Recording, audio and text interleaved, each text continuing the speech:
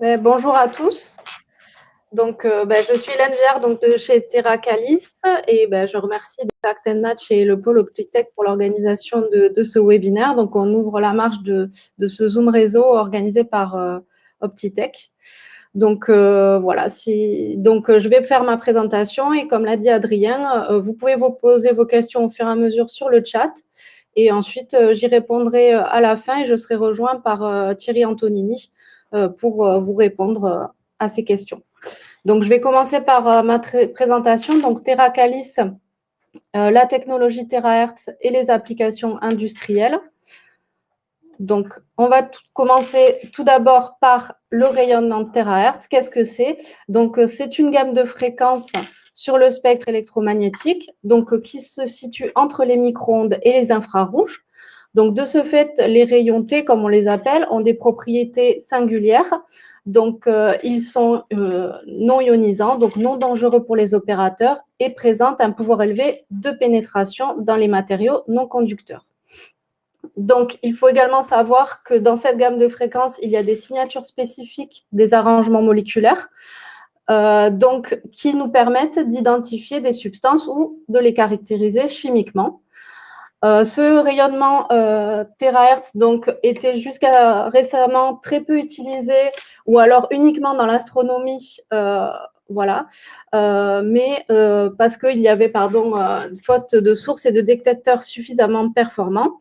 Et donc, ça fait 8 ans que chez TerraCalis, on travaille sur ce domaine et qu'on permet d'avoir des instruments de mesure compacts et rapides pour aller détecter des défauts dans l'industrie. Donc, tout cela en utilisant les capacités de pénétration de ces ondes. Donc, il faut savoir que nous sommes à des longueurs d'onde de l'ordre du millimètre. Donc, on a des résolutions dites millimétriques et qu'on peut même descendre en dessous et atteindre quelques centaines de microns. Donc, il y a aussi une très haute sensibilité de détection dans les matériaux isolants. Donc, voilà pour les ondes terahertz. Donc, vous voyez ici les familles de produits. Donc, en vert, dans le cercle vert, ce sont les matériaux non conducteurs, donc que l'on va très bien traverser. Donc, vous avez par exemple les mousses, les polymères, les céramiques, les composites. Concernant les matériaux dans la famille orange, cela va être un petit peu plus difficile. Donc, vous avez sur le côté les limites de la technologie. Alors, tout d'abord, concernant le métal. Donc, le métal, il a un indice de réfraction et un coefficient de pénétration élevé. Et donc, il va absorber et réfléchir la totalité du signal. Mais toutefois, on peut transformer en fait ce point faible en l'utilisant à notre avantage. En effet, il est possible de le détecter derrière un matériau isolant. Donc, si vous avez par exemple une pièce collée sur une partie métallique, cela va être très évident pour nous d'aller étudier cette pièce collée et l'interface de collage en utilisant la partie métallique. Donc, de la même façon, pour l'eau et liquide polaire, on va avoir beaucoup de mal. Mais comme pour le métal, cela va être un atout pour nous car on va pouvoir détecter en fait l'eau dans un matériau non conducteur. Donc, par exemple, on peut réaliser des études pour mesurer le taux d'humidité de la matière jusqu'à un certain seuil ou faire, par exemple, du suivi de séchage. Pour la troisième limite, ça va concerner le carbone. Par contre, il y a des exceptions. Donc, si les fibres sont alignées de manière unidirectionnelle, par exemple, ou si on vient ajouter des charges de carbone, on va pouvoir mesurer le taux de charge. Donc, pour conclure, nous avons une très bonne pénétration dans les matériaux isolants, moins dans les matériaux conducteurs, et on a une forte sensibilité de détection dans les matériaux que l'on traverse.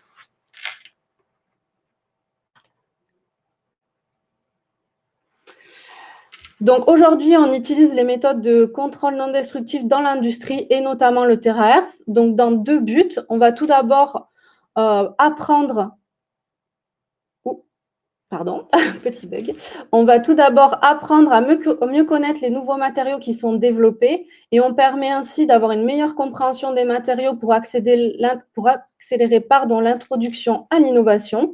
Et dans un second point, on peut contrôler en ligne sur site de manière rapide et 100% des produits. Donc, on intègre directement ce contrôle sur la ligne de production pour qu'il soit réalisé en temps masqué sur la production. Donc, tout cela s'inscrit donc dans la mouvance de l'industrie 4.0 en rendant le procédé de fabrication de plus en plus autonome. On va On peut ainsi intégrer nos capteurs sur des bras robotisés. On peut même ajouter des briques d'intelligence artificielle pour apprendre au système à reconnaître les défauts et les dérives. Donc, on va faire maintenant un petit point sur la société Terracalis. Donc, aujourd'hui, on est une équipe pluridisciplinaire de 20 personnes, donc basée à Montpellier. On a été créé en 2013 et nous sommes issus d'un spin-off du laboratoire Charles Coulomb, donc un laboratoire du CNRS à Montpellier. Donc, comme vous l'aurez compris, notre domaine d'expertise est le domaine terahertz. Donc, notre cœur de métier, c'est de réaliser des systèmes sur la base de ce rayonnement. Donc, nous pouvons également faire des collaborations R&D avec des industriels, donc dans le but de les faire monter en connaissance sur leurs procédés ou sur leurs nouveaux matériaux. Nous avons également une plateforme d'analyse sur laquelle nous pouvons réaliser des prestations de services, des études de faisabilité ou preuves de concept.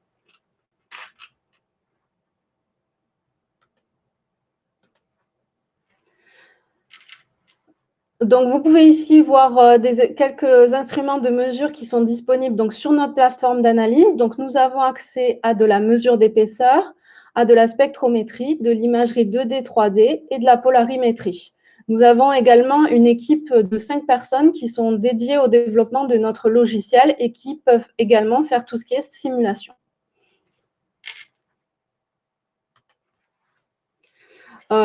Donc, nous allons parler maintenant du principe, donc comment cela fonctionne.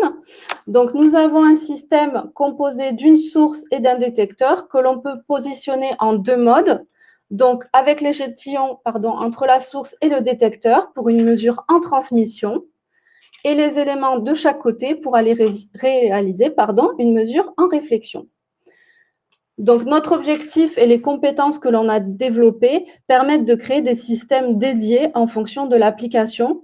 Donc, pour cela, on va jouer sur plusieurs choses. Donc, la puissance de la source, la longueur d'onde des sources, la rapidité du détecteur, le mode, à savoir si on est monopixel ou multipixel. Et on peut également designer le système optique pour ajuster la résolution. Donc, une fois qu'on a fixé tous ces éléments-là, on va pouvoir faire varier différents paramètres qui vont nous permettre de remonter aux grandeurs physiques que l'on souhaite mesurer ou aux défauts que l'on souhaite détecter.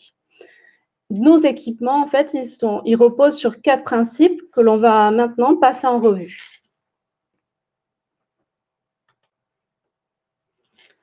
Donc, concernant le premier principe, c'est l'atténuation de la fréquence dans la gamme terahertz. Donc, lorsque l'on va envoyer l'onde à travers le matériau, l'onde va s'atténuer en traversant le matériau, ce qui nous permet de faire de l'imagerie. Donc, on va pouvoir ainsi détecter dans la matière des porosités, des laminations. Donc, en gros, tout ce qui est hétérogénéité de la matière à l'intérieur du matériau. Donc, ici, on peut se positionner en transmission ou en réflexion suivant l'application. Donc, on a en bas un exemple d'une pièce composite dans laquelle il y a des défauts. Donc, vous pouvez voir en bas de l'image qu'il y a des bulles, des manques de matière, des manques d'imprégnation. Et donc, vous voyez l'image 2D terahertz traversante de cette pièce.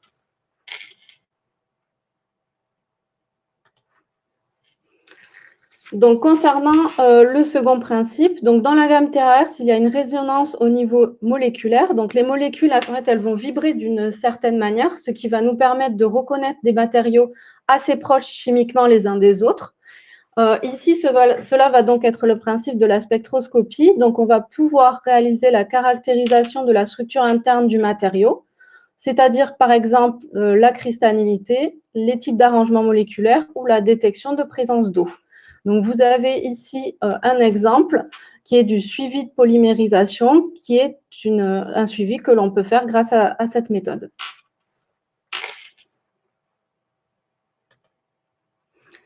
Donc, concernant le troisième principe, c'est l'activité optique. Donc, de manière très simplifiée, nous allons mesurer la différence entre l'angle incident de polarisation de l'onde et l'angle transmis. Cela va nous permettre de remonter aux informations concernant l'anisotropie de la matière. Par exemple, dans un matériau composite chargé de fibres, on va pouvoir identifier l'arrangement de fibres, donc le taux d'alignement privilégié des fibres et l'orientation de celles-ci. On peut également, avec cela, faire de la mesure de stress interne, par exemple. Donc, vous avez un exemple en bas de l'alignement de fibres dans le composite.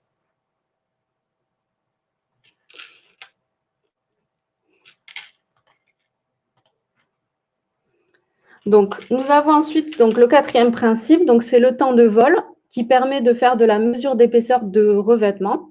Donc, grâce au TRS, on va pouvoir étudier des matériaux monocouches, multicouches et travailler sur des substrats métalliques ou composites. On va pouvoir mesurer de très fines épaisseurs jusqu'à des épaisseurs de l'ordre de 5 à 10 microns.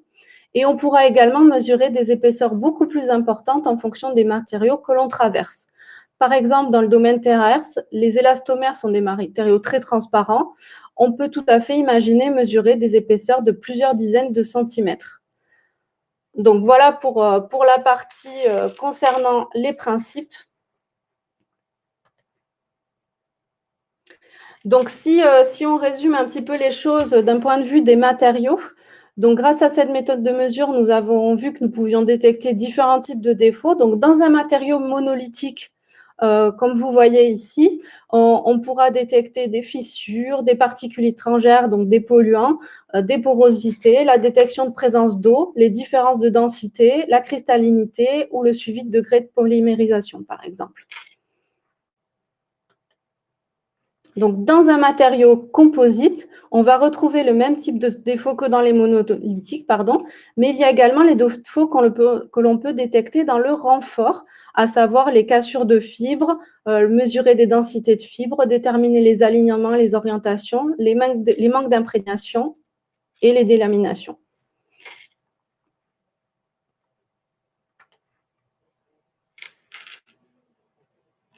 Donc, enfin, dans les matériaux collés, on va pouvoir donc trouver les mêmes types de défauts que j'ai cités précédemment et on va pouvoir retrouver ces types de défauts dans les deux matériaux que l'on colle, mais également dans le cordon colle. Donc, maintenant, vous avez un petit aperçu donc, de la technologie Terahertz et de l'étendue du coup des défauts et propriétés. Voilà, Donc, vous avez vu qu'il y avait pas mal de possibilités et donc cela veut dire qu'on peut adresser un très large éventail d'applications et qu'on peut couvrir grâce à cette technologie de nombreux secteurs d'activité. Donc, pour en citer quelques-uns, nous avons par exemple le spatial, l'aéronautique, l'automobile, les énergies renouvelables, ou encore les dispositifs médicaux.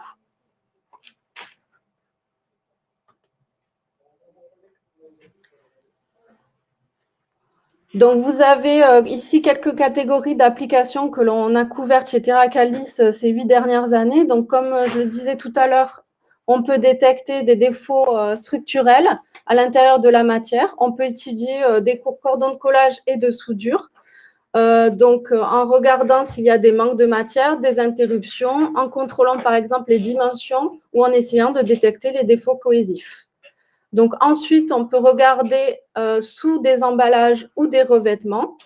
Donc voir si une pièce a une bonne intégrité, s'il y a un départ de corrosion dans un revêtement de peinture ou s'il y a des éléments, des manques sous un packaging en carton, par exemple. Donc ensuite, nous avons le contrôle de propriétés internes, les défauts d'hétérogénéité, d'anisotropie, de contraintes internes dont on a parlé précédemment. Et enfin, les mesures d'épaisseur dans les matériaux mono ou multicouches. Donc, voici quelques exemples d'images terahertz. Donc, vous voyez sur l'image 1 des éléments collés. On va venir regarder la morphologie du cordon de colle entre ces deux éléments. Donc, sur l'image 2, on voit une pièce plastique injectée de fibres de verre courtes. Donc, vous voyez sur l'image 2D des amas de fibres, des hétérogénéités directement dans la matière. En passant par une étude polarimétrique, on va voir en rouge donc le taux d'alignement qui est fort et en bleu qui est faible. Donc, on peut également avoir une information supplémentaire. Donc, sur la troisième image, juste en bas, où on peut voir l'orientation privilégiée des fibres. Donc, en rouge, il y a un fort taux d'alignement. Les fibres sont alignées de manière parallèle au bord. Et en bleu, on voit qu'il y a un régime turbulent. Donc, les fibres sont alignées de manière très aléatoire. Donc, sur l'image 3 en haut à droite, donc cette image, elle met en avant des défauts internes. Donc, vous avez un exemple de délamination sur un composite. Donc, lorsque le composite est intègre, on voit bien son maillage. Et lors de la délamination, il y a une lame d'air qui se crée. Et donc, on voit le trou d'air et les différentes perturbations dues à cette délamination sur l'image. Donc, ensuite, dans l'exemple numéro 4, donc, on a une mesure d'épaisseur sur un composite qui a une forme courbe. Donc là, par exemple, on vient de détecter les différentes couches et on observe ici 4 épaisseurs de revêtement de peinture. Ensuite, sur l'image, sur l'exemple numéro 5, donc c'est un moyen intéressant de contrôle qui nous permet de savoir la localisation précise du défaut dans l'épaisseur, c'est-à-dire qu'on va aller détecter un défaut XY et on va descendre dans l'épaisseur pour connaître sa position exacte en Z. Donc, par exemple, si on détecte une délamination dans une pièce en composite, on va pouvoir savoir à quel pli il se trouve et ainsi comment on peut réparer de manière très optimale cette pièce.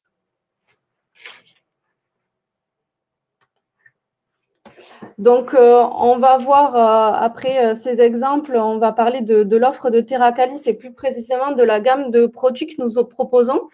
Donc, nous avons 3 gammes. Donc, nous avons une gamme d'équipements de laboratoire, donc à destination des laboratoires de recherche et d'expertise.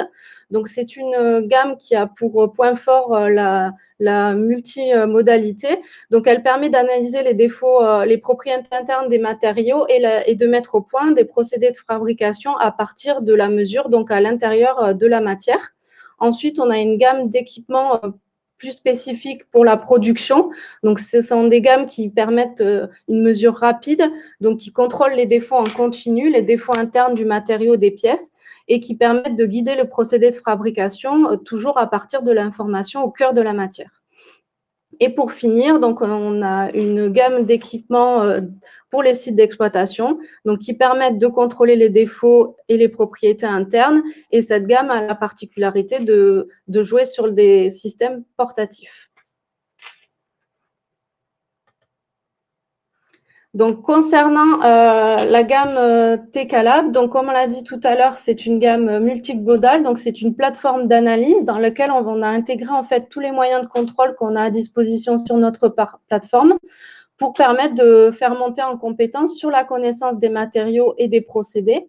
Donc, c'est un équipement modulable qui peut évoluer dans le temps et s'adapter à différentes applications ou futures applications.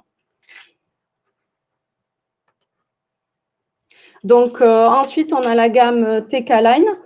Donc, là, c'est une gamme pour le contrôle en ligne, donc comme on l'a dit tout à l'heure. Donc, c'est sur la base d'un cahier des charges qui est établi en fonction de l'application. Donc, c'est une solution qui peut s'adapter sur bras robotisés autour d'un convoyeur ou même développer une machine sur mesure. Donc, c'est une solution en fait qui s'adapte aux besoins. Donc, comme je disais tout à l'heure, on maîtrise les sources, les capteurs et les systèmes optiques. Donc, on prend tous ces éléments en compte pour avoir un système qui correspond parfaitement à la problématique et à l'environnement dans lequel le système va être intégré. Donc, je vais maintenant vous faire passer une petite vidéo qui va vous montrer un exemple de ce que l'on peut faire sur un système intégré sur bras robotisés. Donc, Adrien, vous pouvez lancer la vidéo.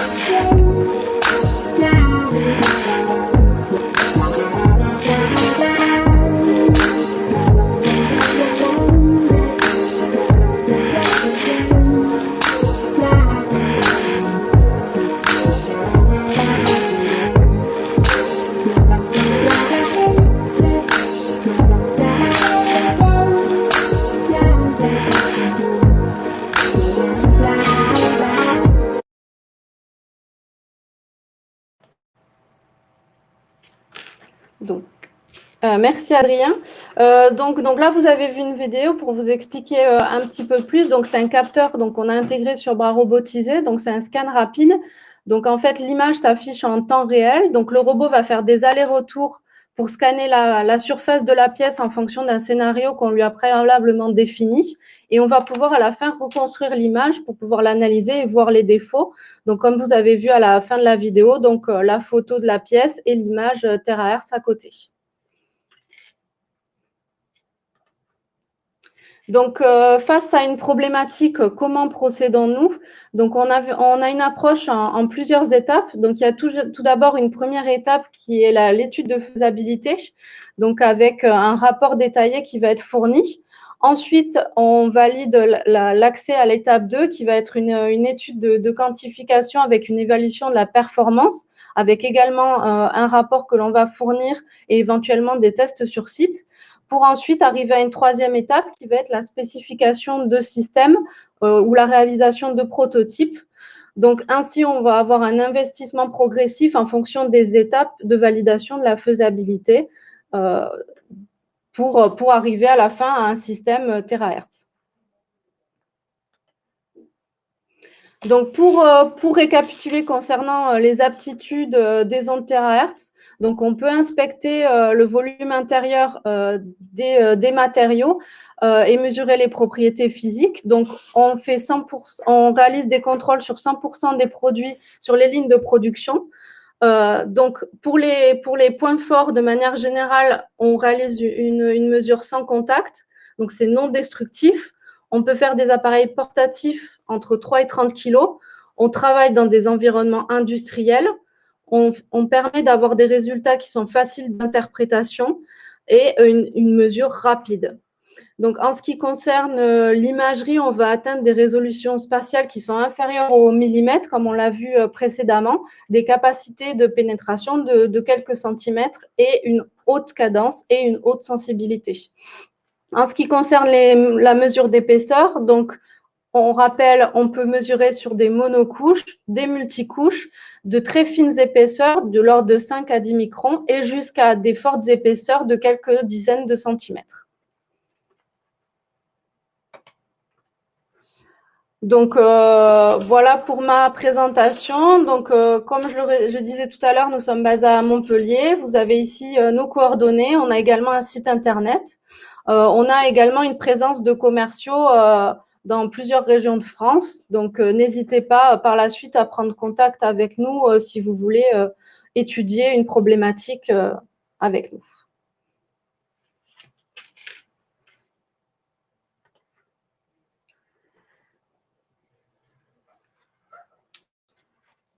Merci Hélène. Je vous propose de prendre à présent quelques questions du chat. Je vois qu'on a plusieurs questions. Alors la première, hop, je la diffuse. Donc de Monsieur Pinto qui demande si c'est envisageable de mesurer l'épaisseur de couches de nylon ou d'épaisseur de pièces plastiques. Oui, bonjour Thierry Antonini de Terracalis. Oui, bien sûr, le nylon étant un matériau non conducteur électrique, donc on a la possibilité, effectivement, dans la gamme d'épaisseur indiquée, entre 5 et à partir de 5 microns épaisseur minimale, on peut faire de la mesure d'épaisseur. Merci. Alors une seconde question. Quels sont les plus petits défauts détectables avec votre technologie? Détectable ou quantifiable, ça dépend comment on définit la notion de détection, mais on va dire que quantifiable, c'est-à-dire qu'on est capable d'en donner une mesure précise, on va dire autour de 300 microns. Après, on peut détecter des défauts plus petits, mais on ne saura pas les résoudre, on ne saura pas en donner la dimension, mais on va les détecter. Donc, on va dire voilà, 50, 100 microns, c'est des choses qu'on peut détecter. Alors, une autre question qui rejoint à peu près la même. Donc, est-ce que cette technique pourrait être utilisée pour contrôler le résultat d'impression 3D de biomatériaux, échelle de 200 microns? Alors, biomatériaux, il faudrait préciser. Donc, dès qu'il y a bio, je ne sais pas s'il peut y avoir de la présence d'eau ou pas, mais bon, si effectivement on est sur des matériaux non diélectriques, ça rejoint un peu la question précédente. Détection à 200 microns. Après, pour la résolution spatiale, c'est-à-dire la quantification dimensionnelle, on est au-delà plutôt de 300 microns. Très bien, merci.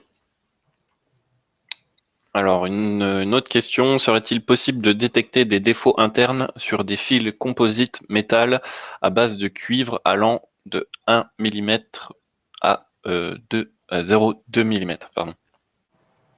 Alors, si je comprends la question, si les fils sont métalliques et viennent renforcer un matériau, ça peut être céramique ou polymère, je ne sais pas trop.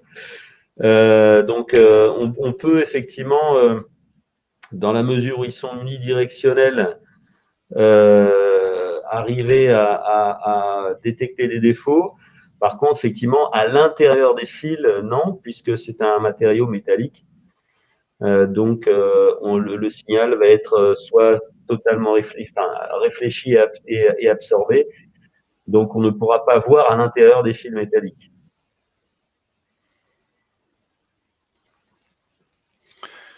Alors, qu'en est-il des matériaux transparents dopés avec des nanomatériaux de quelques dizaines de nanomètres?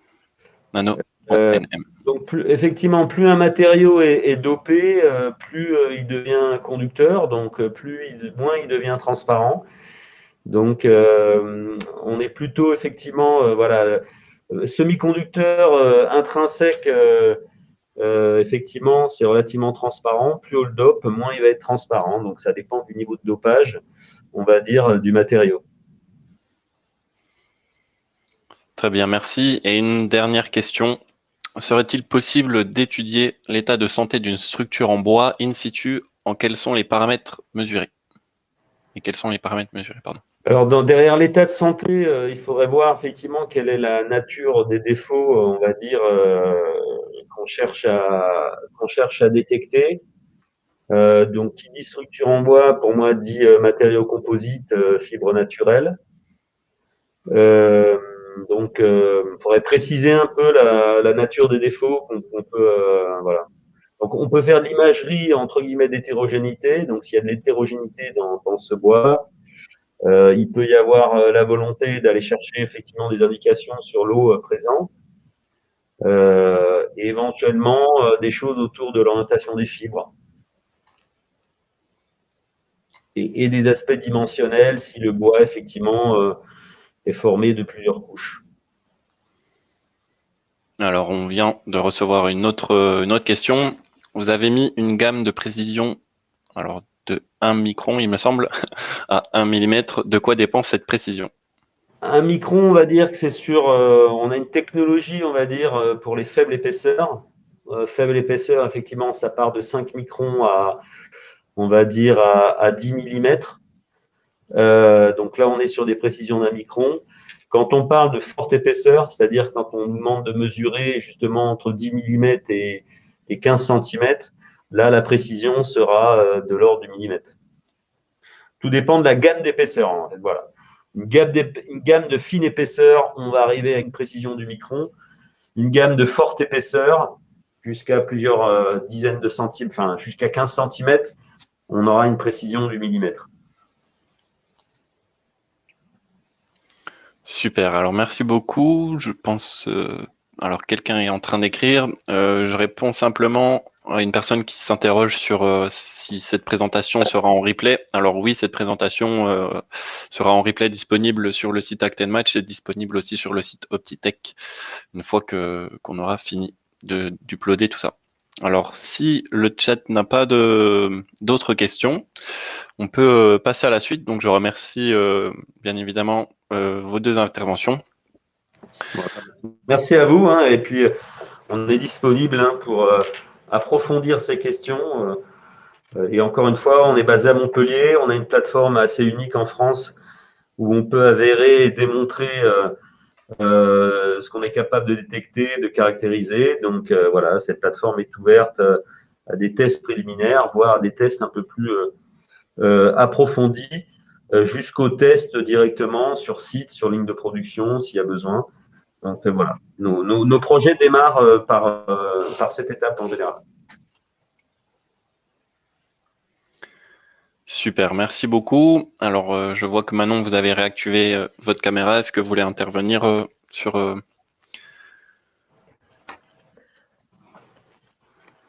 Alors, écoutez, excusez-moi, je vois qu'il y a une dernière question. Je ne sais pas si vous pouvez éventuellement la lire. Pouvez-vous comparer votre technologie à Techno UV en termes de coût, de précision? UV, il faudrait me préciser sur de quoi on parle. Est-ce qu'on parle d'imagerie, de mesure d'épaisseur?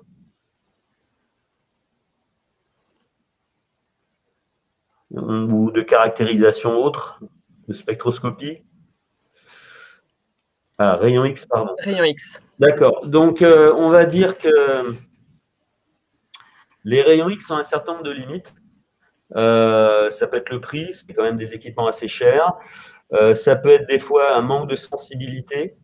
Donc, nous, on est capable de détecter des défauts que les rayons X ne détectent pas, notamment ceux en lien avec les transformations, de mauvaises transformations de la matière, par exemple, ou des matériaux de faible densité ou des faibles hétérogénéités dans les matériaux. On n'a pas la dangerosité des rayons X, donc effectivement, on est plutôt sur des choses qui sont faciles à implémenter, à intégrer. Et puis, voilà. Après, on a des modes aussi. Le rayon X travaille en transmission, donc il y a des cas de figure aussi où la transmission n'est pas possible. Donc nous, on s'est travaillé à la fois en transmission et en réflexion. Par contre, dès qu'il s'agit d'aller chercher de la haute précision, donc effectivement, les rayons X sont capables d'aller même sous micron en termes de résolution. Par contre, quand ils le font, ils sont plutôt sur des objets très petits, de l'ordre du centimètre. Donc, effectivement, nous, on n'est pas capable d'aller chercher une précision inférieure au micron sur des petits objets. Par contre, dès qu'il s'agit de contrôle en ligne, en général, les rayons X sont autour de 100 microns, on va dire 100 microns, 200 microns. Donc là, effectivement, nos technos deviennent équivalentes en termes de détection. Voilà. Donc, et puis le prix, donc comme je l'ai dit au départ, on est sur des prix nettement moins chers que les rayons X.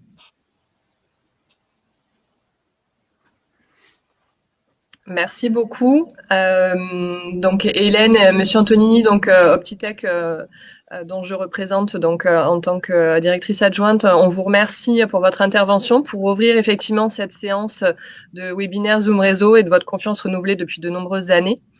Donc vous avez, Adrien, si vous pouvez éventuellement mettre la présentation de nos différents chargés d'affaires, plusieurs contacts donc au sein d'Optitech. Voilà, donc qui s'affiche. Donc n'hésitez pas pour vous participants donc à nous solliciter. On est là pour répondre à toutes vos questions, vos besoins. Encore merci pour votre présence nombreuse aujourd'hui et voilà cette interaction. Merci encore à vous pour cette présentation et donc n'hésitez pas. Donc vous avez le lien là qui vient de s'afficher donc à vous inscrire sur nos prochains Zoom réseau, dont, comme je vous le disais tout à l'heure en ouverture, vous pouvez trouver donc notre agenda sur le site internet d'Optitech. On a une vingtaine voilà de séances jusqu'à cette fin d'année. Donc voilà, n'hésitez pas à vous inscrire. Et puis également donc la prochaine session donc se tiendra mardi prochain avec la présentation donc de l'entreprise 3D Découverte spécialisée donc dans l'impression 3D. Encore merci beaucoup d'avoir été si nombreux aujourd'hui à vous connecter. On était sur voilà une vingtaine de personnes, donc n'hésitez pas à renouveler et à revenir vers nous et rendez-vous donc au prochain Zoom réseau donc le 4 mars prochain. Ben, merci aussi à vous, Optitech et à Avec plaisir. l'organisation de ce séminaire. Non, merci.